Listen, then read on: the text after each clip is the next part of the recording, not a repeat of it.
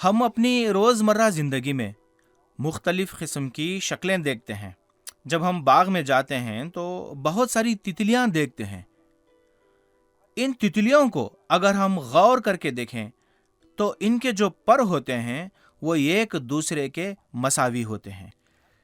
اس طرح بچے بہت سارے رنگوں سے کھیل رہے ہوتے ہیں۔ ہم رنگوں کو لے کر بھی تشاکل بنا سکتے ہیں۔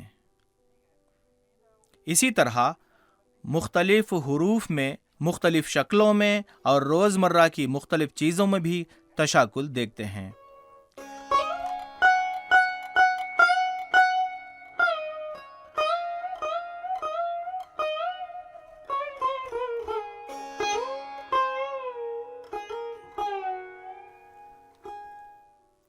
جیسے ہم نے بورڈ پر حروف اور شکلوں کو تشاکل اور تشاکلی محور کو پہچانا، اسی کو ہم آئینے کا استعمال کر کے تشاکل اور تشاکلی محور کا عکس کیسے نظر آتا ہے یہ دیکھنے کی کوشش کریں گے۔ اب ہم اس آئینے کو سامنے رکھ کر صرف آدھے حصے والا ایک خاکہ میں نے لیا ہے۔ اس آدھے حصے کے خاکے کو ایک مخصوص جگہ پر رکھا ہوں۔ میں نے صرف آدھا خاکہ رکھا ہے، لیکن کیا ہمیں مکمل خاکہ نظر آ رہا ہے؟ جی ہاں، ہمیں نظر آ رہا ہے۔ کس شکل میں ہے؟ یہ ایک درخت کی شکل میں ہے، لیکن کیا اس آئینے اور اس خاکے کے درمیان کوئی عمودی خط نظر آ رہی ہے؟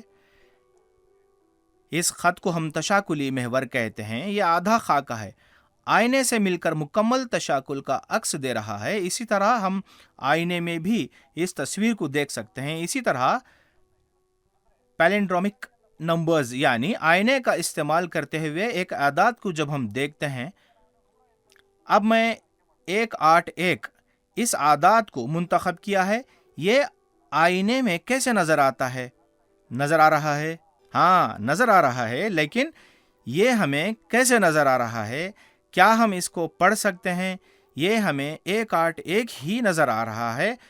اب ایک اور نمبر کو ہم دیکھیں گے۔ میں نے کون سا منتخب کیا ہے دیکھیں۔ کیا اب آپ پڑھ سکیں گے اس عدد کو؟ اب پڑھیے 131، لیکن جب ہم اس عکس کو دیکھتے ہیں تو کیا ہمیں 131 نظر آ رہا ہے یا کچھ الگ نظر آ رہا ہے؟ تو کیا 181 اور 131 کے عکس میں کوئی فرق ہے؟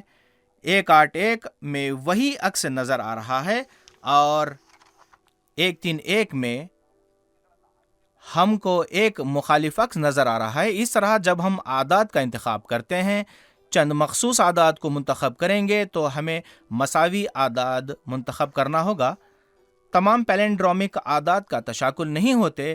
نمونہ اور تشاکل سے متعلق بہت سارے تدریسی وسیلے اور خانہ دار نوٹ بک کا استعمال کر کے کیسے اس کو بنایا جائے اور اس کے تشاکل کا محور کیا جائے، ان سب کے تعلق سے ہمیں جاننا ہے۔ ان تشاکل کو ہم اپنی روزمرہ زندگی میں بہت ساری جگہوں پر اس کا استعمال کرتے ہیں۔ اس تشاکل کو جب ہم غور کرتے ہیں تو اس کو ہم ایک موسیقی کی طرح اس کی تال کے مطابق 2 تال، 4 تال، 6 تال، اس کے مطابق ہم تشاکل کو دیکھ سکتے ہیں۔ اور روزانہ گھر کے سامنے بنائی جانے والی رنگولی اور اس رنگولی میں نقطے خط کے استعمال کرتے ہوئے شکلوں کا بنایا ہوا، وہاں بھی اس کا تشاکل کو ہم دیکھ سکتے ہیں۔ اور ہمارے بنائے جانے والے ہر فن میں، تصویروں میں بھی ہم اس طرح کی تشاکل دیکھتے ہیں۔ اسی طرح قدرتی مناظر میں پتے کی شکل ہو یا ان سب میں بھی ہم تشاکل دیکھ سکتے ہیں۔ اس کے ساتھ ساتھ اگر ہم کپڑوں کو دیکھیں گے جس میں زری کا کام ہو، جو بارڈر میں کرتے ہیں، اور اس میں بھی تشکل کے بہت سارے نمونے استعمال کیے جاتے ہیں۔ اسی طرح عمارتوں کی تعمیر میں ٹیلز لگاتے ہوئے اس کے تشکیل دیکھ سکتے ہیں۔ اسی طرح اعداد کی تشکیل یعنی تشاکل میں، ان حروف میں، شکلوں میں ان تشاکل کو دیکھتے ہیں۔ عمارتوں میں ہم تشاکل کو دیکھ سکتے ہیں، اور جب ہم عکس دیکھتے ہیں تو اس میں بھی تشاکل نظر آتے ہیں۔ کل ملا کر نمونہ اور تشاکل دونوں ہماری روزمرہ کی زندگی میں بہت اہمیت کے حامل ہیں۔ اس کے ساتھ ساتھ ایک اور اہم فائدہ